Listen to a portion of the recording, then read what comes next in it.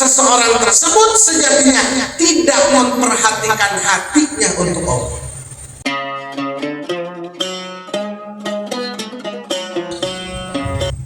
Ini hadis masih tentang isbaghul wudu, adab penyempurnaan wudu. Bahkan hadis pertama begitu indah bunyinya, takhallal fa innahu nadhafatu wan nadhafatu tad'u ilal iman wal imanu ma'a sahibihi bil jannah.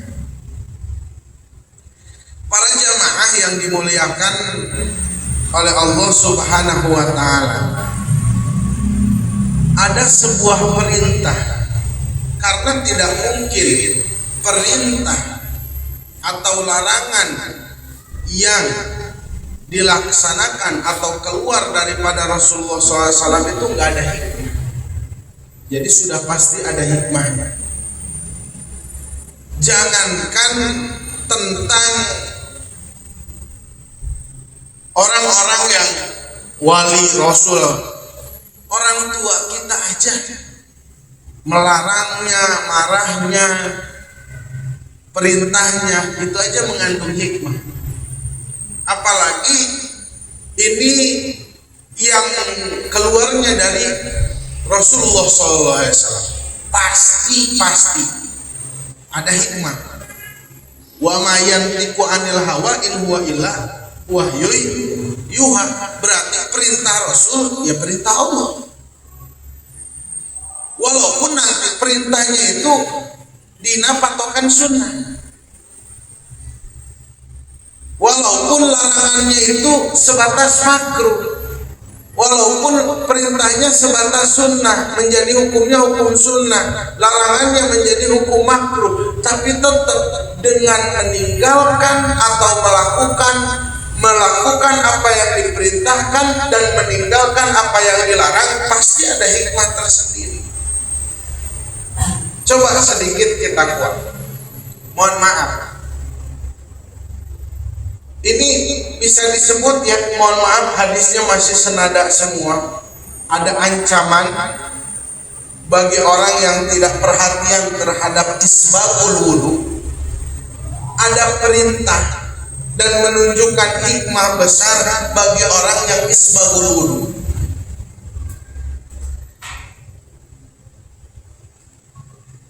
Satu, kita mengacu untuk targhib ini pada perintah Allah. Ya ayyuhalladzina amanu taqullaha haqqa tuqatih.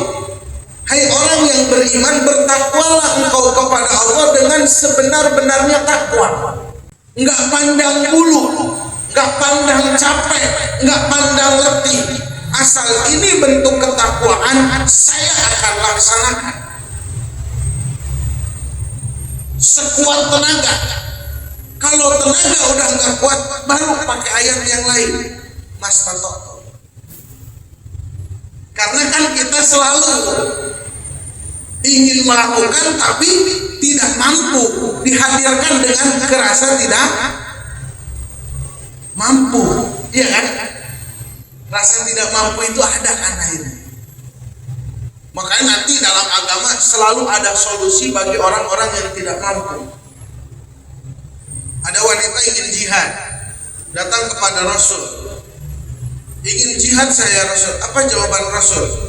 Wa jihadul mar'ati husnul tabauli. Jihadnya perempuan itu bukan di medan perang, tapi di medan kasur dan dapur atau lain-lainnya. Medan anak, sehingga ibu disebutnya madrasatul ula lil aulad, sekolahan pertama untuk anak-anaknya. Harus lebih lengkap dari PAUD. Jadi emak itu bukan cukup bisa ngajarin doang, harus jadi ayunan juga.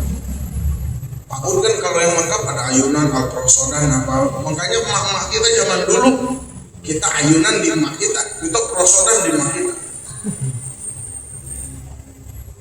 Itu seperti itu tuh. Masya Allah, tabarakallah. Nah itu sampai Rasul kasih jawaban. Contoh lagi, ada orang ingin haji, kemudian tidak diberikan mampu, tapi tetap orang tersebut bisa mendapatkan pahala haji. Siapa itu? Orang yang datang ke masjid di waktu pagi, kemudian dia melaksanakan sholat duha 2 rakaat, faka'anna lahu hajjun, maka hajatin tamatin ada di situ. Maka baginya haji yang sempurna. Kembali lagi kita akan dihadapkan dengan ketidakmampuan. Nah sekarang kalau kita berbicara secara umum terlebih dahulu, apakah mungkin sosok Ustaz Sis tidak mampu takhallal, menyela-nyelai jari jemari ketika wudu, tidak mampu untuk berkumur-kumur? Kecuali mungkin, kenapa kamu nggak kumur-kumur? Aduh, sariawan, perih banget, kagak kuat. Kalau bibir saya kena air, pasti deh bibir saya langsung pecah-pecah. Dan bibir pecah-pecah itu nggak sembuh pakai larutan, sembuhnya pakai larutan, berarti saya wudhunya harus pakai larutan. Wah ribet. Itu jauh lah perkataannya, katakan. Atau sedang ada luka, nah atau di tangan kita ada luka, nah itu batas ketidakmampuan, ya. Atau tangan kita sedang kesleo, patah, ya itu gitu ya, patah tulang tangan kita. Nah, mungkin ada ketidakmampuan. Untuk sekarang secara keseluruhan kalau ditanya kita mampu, jangan cuma nah akhirnya kan kebanyakan jadinya cuma takhlilul asabi. Ternyata para jamaah yang dimuliakan oleh Allah Subhanahu wa taala, kita akan melihat hikmah yang begitu besar. Apa hikmah yang begitu besar? Anna taharatal abdan tadullu ala anna nazafatil abdan tadullu ala nazafatil qalbi. Mohon maaf para jamaah, walaupun hati tidak ada yang bisa melihat, tapi seseorang akan bisa melihat hati setidaknya dari perlakuan.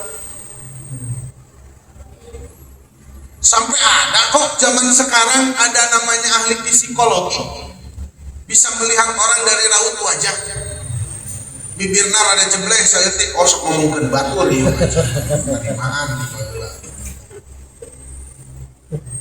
matana belok sok ngolotot gede adat. Ada begitunya. Ini mah nggak jebleh tapi agak lebar bibirnya, rajin senyum ini mah. Macam-macam.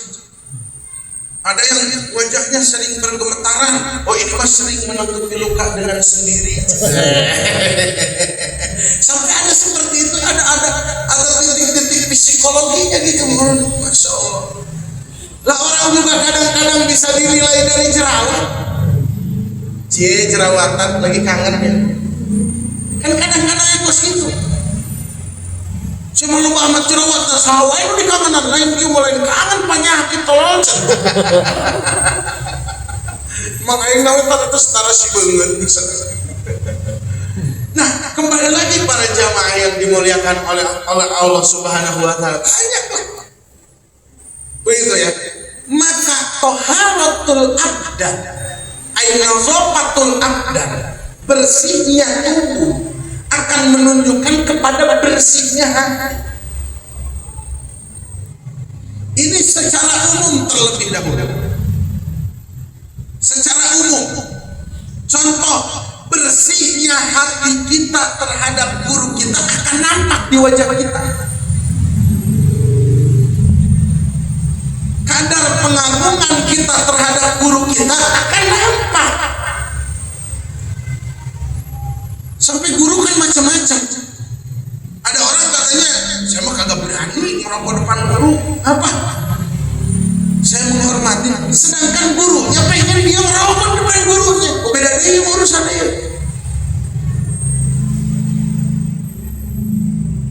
Misal contoh seperti itu para jamaah. Saya mah nggak berani Nah, itu kan akan nampak seperti itu. Menunjukkan kasih sayang si orang tersebut terhadap orang yang akan dikasih sayang.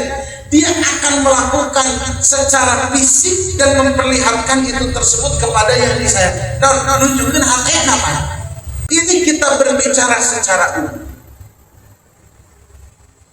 Nah, sekarang pembersihan tubuh tersebut, nazafatul abdan tersebut akan kita tunjukkan kepada siapa? Maka akan menunjukkan kebersihan hati kita itu terhadap siapa? Tujuan hati kita itu terhadap siapa? Misal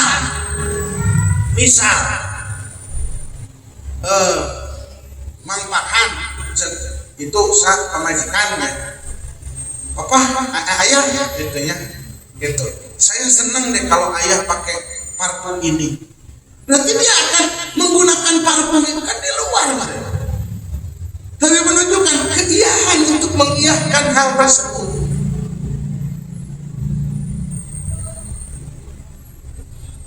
Ini kan secara umum dulu kita akan bahas.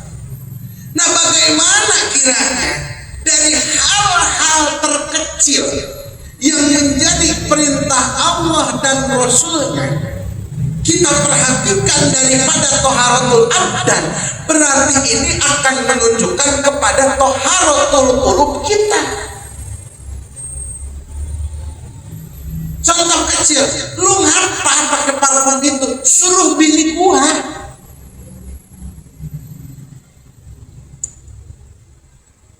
Lu ngapa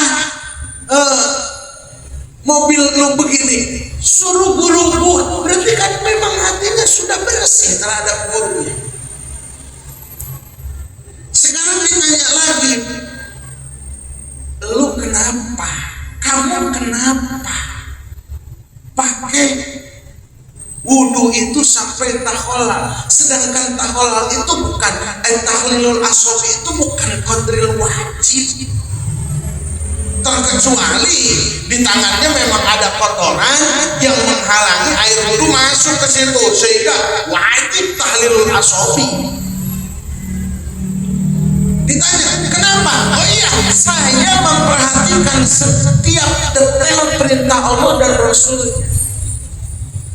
Sampai ada salah satu sahabat Nabi mengatakan, saking inginnya saya mengikuti Rasulullah, saya hampir semuanya mengikuti Rasulullah. Sampai Rasul itu jalan kalau ke daerah sana lewat mana, naiknya lebih milih kuda apa onta. Kemudian Rasul dulu jalan ke situ, pernah buang air kecil di sebelah situ, saya ikutin. Hanya yang tidak bisa saya ikutin satu, punya anak perawan nama Fatimah dinikahin sama orang pemuda namanya Ali bin Abi Thalib. Hampir semuanya yang diikutin. Dan kita orang keturunan punya anak perawan, saya namain Fatimah. Kemudian saya cari laki-laki yang namanya Ali, saya nikahin. Saya saking cintanya kepada Rasulullah. Nah, maka hal tersebut, nazofah tersebut adalah bentuk iktina, perhatian. Ditambah wal i'tina bi tathhiril abdan wa i'tina bi tathhiril qalbi, memperhatikan untuk kebersihan tubuh, kebersihan badan atau ihtimam, perhatian kita, nilik-niliknya kita terhadap kebersihan tubuh ini menunjukkan kepada kebersihan hati. Wal i'tina binazafatil abdan ay bituhuril abdan lillah. Kenapa bersih? Lillah, karena Allah. Li Rasul, karena Rasul. Maka tadullu au yadullu alal i'tina binazafatil qalbi lillah. Ingin bersih hatinya karena Allah, karena ingin sempurna sholat, dia sempurnakan wudhu. Karena tidak ingin ada celah dalam sholat, tidak mau ada celah dalam wudhu. Kaifa yakhshal musallin, bagaimana akan khusyuk orang yang sholat illam yakhsha fi wudhu'i, kalau tidak khusyuk di wudhunya aja.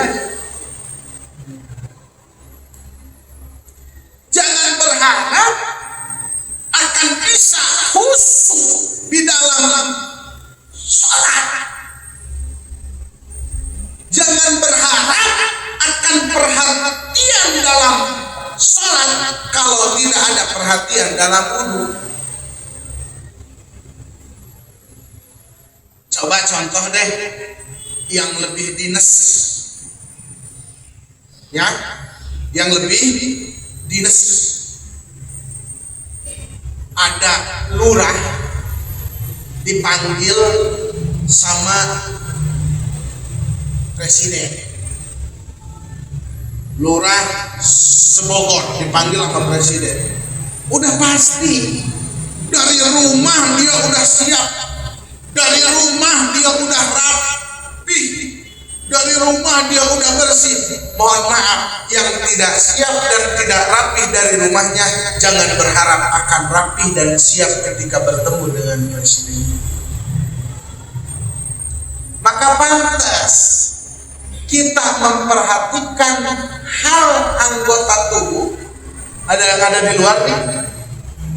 Kemudian tujuannya untuk Allah. Langsung di sini wan nazofatu tad'u ilal iman. Kenapa nazofah di sini? Nazofahnya lillah. Ayat itu nazofah anu lain lillah ya. Sehingga tidak tad'u ilal iman. Ada gak?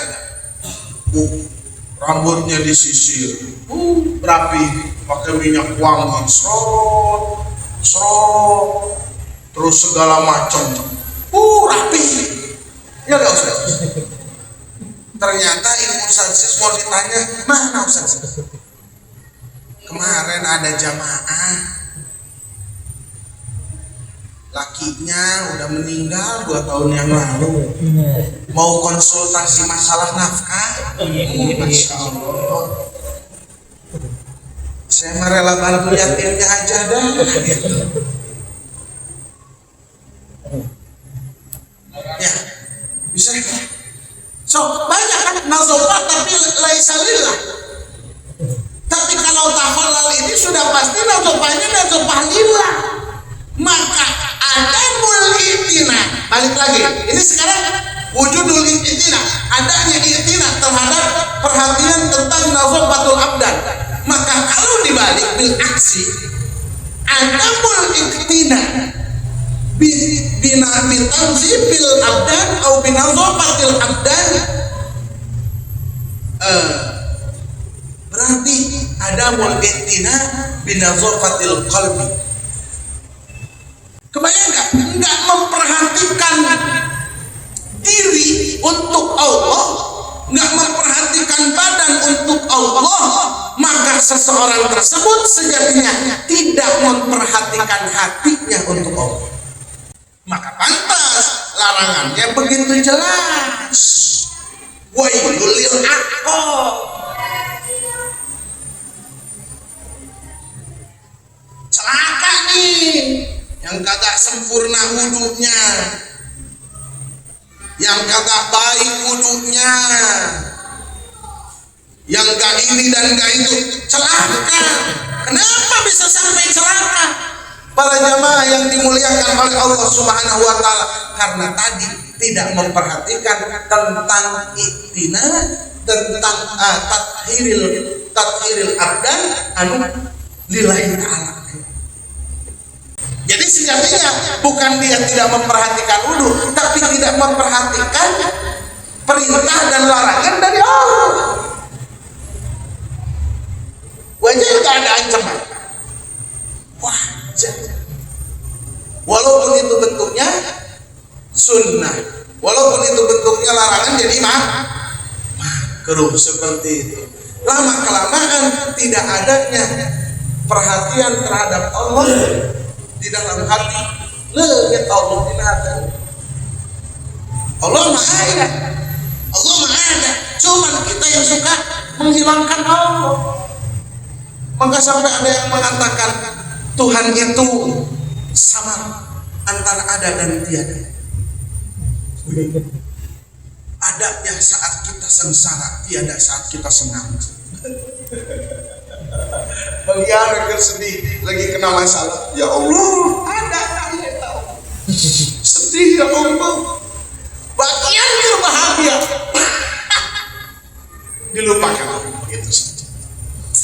Allahu Akbar. Ya Allah ya Rabbi. Nah, para jamaah yang dimuliakan oleh Allah Subhanahu wa taala ini, penting memperhatikan tubuh, memperhatikan jiwa raga, itu penting. Memperhatikan segalanya itu penting, apalagi perhatiannya itu tujuannya karena Gusti Allah. Maka siapa orang man kana lillah kana Allahu lahu. Barang siapa